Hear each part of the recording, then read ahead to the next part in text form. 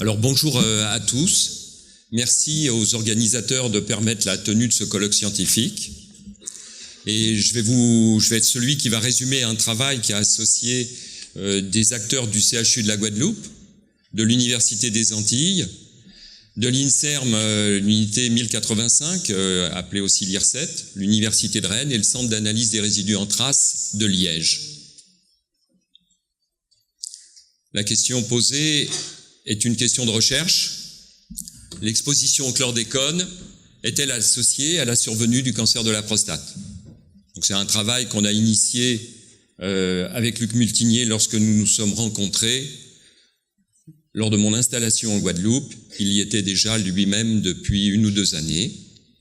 Face à la présence très forte du cancer de la prostate et face à une pollution très particulière, très spécifique, très datée, dans un environnement géographique clos, voilà, la question de recherche semblait tout à fait pertinente. Alors le protocole d'étude retenu a été celui qui était le plus facile à mettre en œuvre pour répondre à cette question dans un temps délimité, face à un problème de santé publique. C'était une étude cas témoin appelée Caruprostate. La population d'étude a inclus 709 cas incidents consécutifs de cancer de la prostate, bien évidemment confirmés histologiquement, et elle a concerné tout le territoire de la Guadeloupe. C'est pas le recrutement du CHU, c'est le recrutement de toute l'urologie de la Guadeloupe. Il y a eu en face 722 témoins, eux aussi issus de la population générale, à travers la présence d'un centre d'examen de santé dans lequel des examens étaient faits par tirage au sort dans la population globale de la Guadeloupe. Donc on est bien face à une population qui reflète la Guadeloupe tout entière. Les critères d'inclusion, on a essayé d'éliminer les gens de passage, les résidents, les métropolitains qui sont là pour peu de temps. Et donc on s'est intéressé, puisqu'on ne peut pas définir l'appartenance d'une personne, on s'est intéressé à savoir s'ils étaient nés de père ou de mère, eux-mêmes nés en Guadeloupe, en Martinique ou dans les îles proches, voilà, afin d'essayer de comprendre notre population. Et toutes ces personnes n'avaient bien sûr aucun antécédent personnel de cancer ou d'éventuel traitement hormonal. Alors... Non, c'est par ici. Ah, il faut que je le tourne vers là? Vous êtes sûr que c'est pas en panne? C'est bon. Alors on repart. Voilà. Alors l'exposition au chlordécone a été estimée par sa mesure de concentration dans le sang, qui reflète à la fois la charge globale à un instant T, mais qui reflète aussi, chez ce polluant persistant, son passé. Ça a été modulé par un indicateur d'exposition de vie entière en Guadeloupe. Puisque la pollution est datée, on peut, en tenant compte des années de résidence, essayer d'enrichir la connaissance sur l'exposition à ce pesticide. Les associations ont été déterminées par régression logistique, permettant le calcul des risques odds ratio. Et puis, on a essayé d'apprendre un modèle qui soit le plus large possible pour avoir à analyser tous les facteurs de confusion imaginables. Et donc, vous avez la liste, et elle n'est pas tout à fait close, qui vous est proposée. Les résultats. L'exposition est estimée par la concentration de chlordécone dans le sang, et vous voyez que, en fonction de la concentration montante, quand on arrive à une concentration proche de 1 microgramme par litre de sang, on double significativement, à peu près, son risque de survenue du cancer de la prostate. Et puis il y a un gradient avec un petit P de tendance entre chlordécone non détectable et puis chlordécone de plus en plus présent dans le sang. Quand on reprend la même chose en prenant l'index qui combine la concentration dans le sang et les années de résidence en Guadeloupe, eh bien on retombe sur la même chose. Alors ces résultats, on a essayé de les approfondir et on s'est rendu compte que parmi les patients qui avaient ce risque, il était encore plus grand quand on avait des antécédents familiaux de cancer de la prostate, et qu'on était exposé au chlordécone. Vous voyez qu'on arrivait cette fois à un risque de multiplication de 3. Ceci peut être expliqué simplement par la génétique de ces patients, et puis par le probable partage de facteurs environnementaux au sens large durant leur éducation. Deuxième chose que nous avons montré, c'est que les gens qui avaient quitté la Guadeloupe, principalement pendant leurs années d'études ou les années de démarrage d'un travail, en général une quinzaine d'années entre l'âge de 20 ans et l'âge de 35 ans, avant le retour au pays, eh bien ceux-là, toujours avec, quand ils avaient une dose proche de 1 microgramme par litre de sang, ils avaient aussi un risque multiplié plus élevé encore, presque 3. L'explication possible serait que quand on part dans l'Hexagone, on va se confronter à d'autres expositions environnementales, et puis on va peut-être manger différemment et on va revenir avec des habitudes ou avec des imprégnations différentes.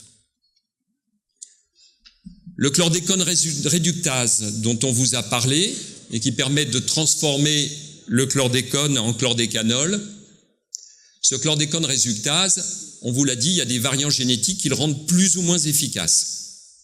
Eh bien, lorsqu'on a un variant génétique qui le rend moins efficace, on a, encore une fois, un risque bien supérieur à ceux qui ont un variant génétique qui a une bonne efficacité de transformation du chlordécone. Autre chose, le chlordécone est un estrogène environnemental en quelque sorte, et les estrogènes, les androgènes bien sûr, mais les estrogènes aussi, sont sûrement impliqués dans le cancer de la prostate. Donc il nous a semblé intéressant de voir que chez les patients, oh là là, j'ai appuyé un peu trop vite, que chez les patients qui avaient un taux de chlordécone important et qui en même temps avaient une production endogène d'estrogène plus important à travers des variants de l'aromatase qui la rendaient plus efficace, donc plus de transformation de la testostérone en estrogène, eh bien chez ces patients avec un fort taux de chlordécone dans le sang et ce variant génétique très efficace de la transformation en estrogène, on avait encore un risque qui était beaucoup plus élevé. On a repris ces données en améliorant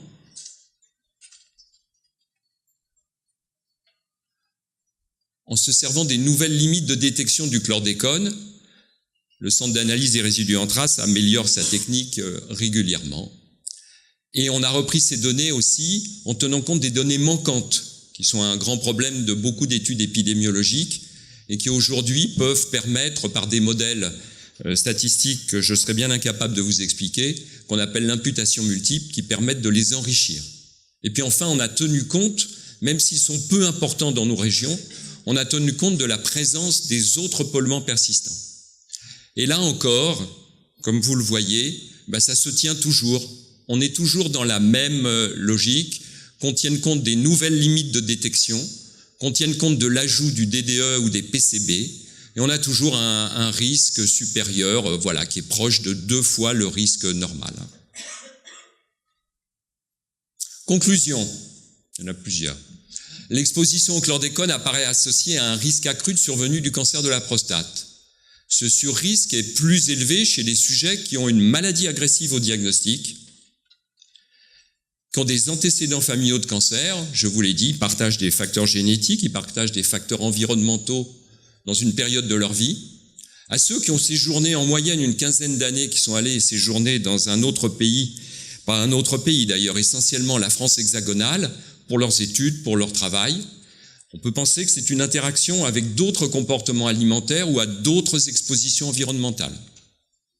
Chez ceux qui ont une dégradation diminuée de la chlordécone avec un variant génétique qui est moins efficace, Et puis chez ceux qui, au contraire, transforment beaucoup de façon endogène la testostérone en estrogène. Alors, association et causalité. Association n'est bien évidemment pas synonyme de causalité. Pour autant, rien n'empêche d'organiser ces faits empiriques et d'essayer de leur donner du sens. On va parler d'un jugement plus que d'une démonstration. Alors, les biais de sélection. Je vous l'ai dit, notre population d'études est le reflet de la Guadeloupe en général. On n'a pas sélectionné une petite portion géographique ou une portion des gens qui viennent au CHU, c'est toute la Guadeloupe, tous les cancers de la prostate de la Guadeloupe. Le classement de l'exposition. Le dosage dans le sang de la chlordécone est une bonne mesure de la charge corporelle à un instant T et aussi du passé. Puisqu'il s'agit d'un polluant persistant, ça reflète aussi le passé de cette exposition.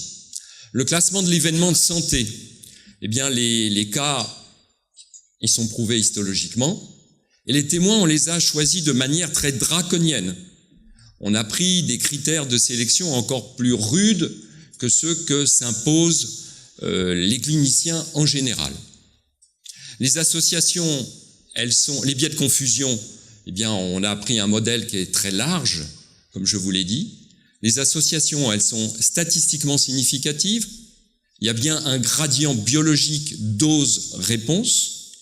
Il y a une durée d'exposition qui est en moyenne d'une 30aine d'années, ce qui est le temps nécessaire en général pour qu'un facteur environnemental puisse faire son travail néfaste. Et puis, on n'a pas eu du tout de gens qui ont été exposés dans une période de grossesse de la maman, on vous en parlera plus tard, puisque pour nous, les gens du cancer de la prostate, ils étaient tous, ceux qu'on a étudiés, étaient nés avant 1973. Le chlordécone a été classé cancérogène chez l'animal de laboratoire et il y a eu des recommandations.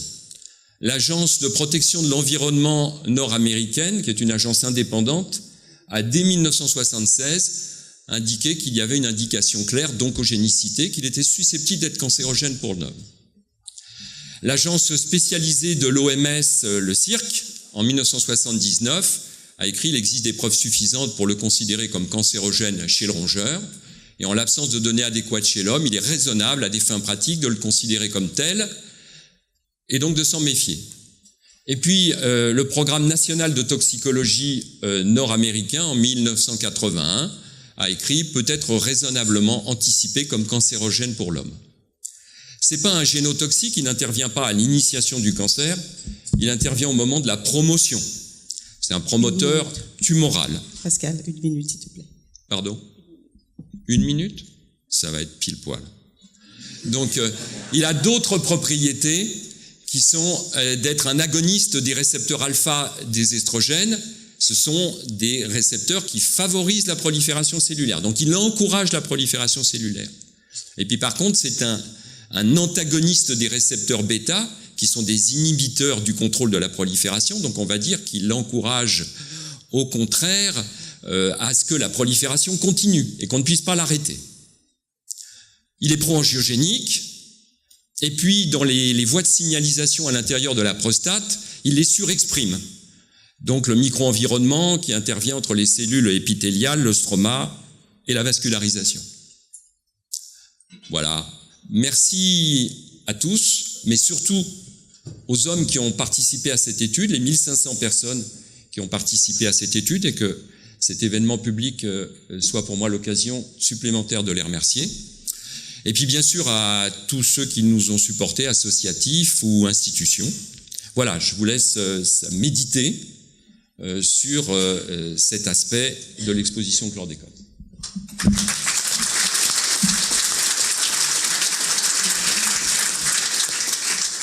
Merci pour cette présentation et d'avoir tenu le temps à 1 minute près. Je vais prendre des premières questions dans la salle.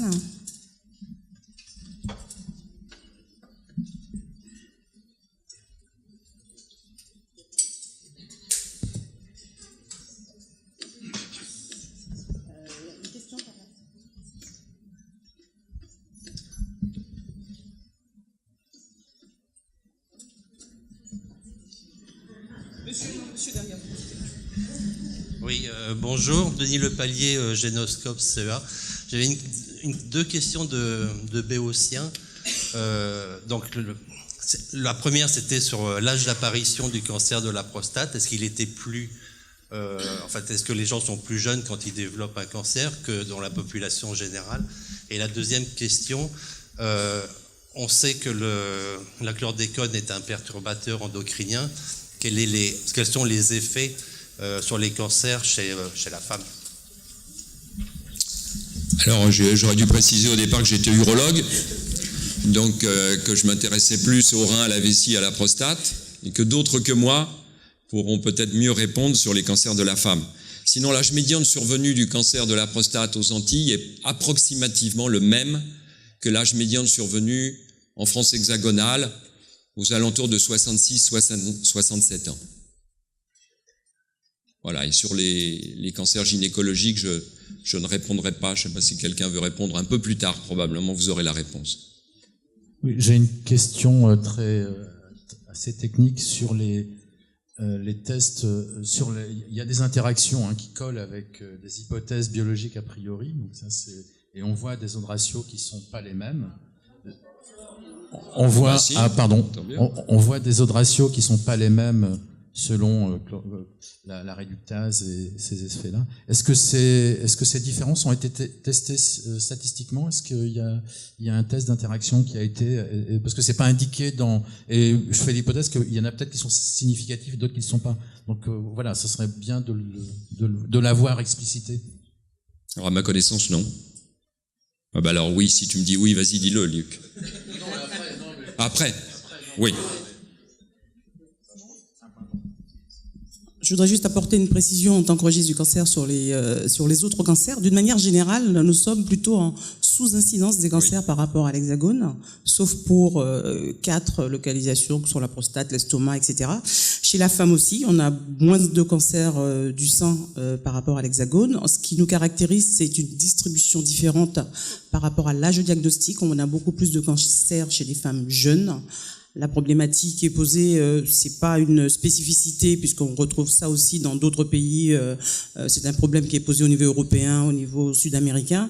Et chez nous, c'est une problématique effectivement qui mérite d'être étudiée, pour laquelle on n'a pas encore de réponse précise sur la plus grande fréquence de ces cancers chez les femmes de moins de 50 ans.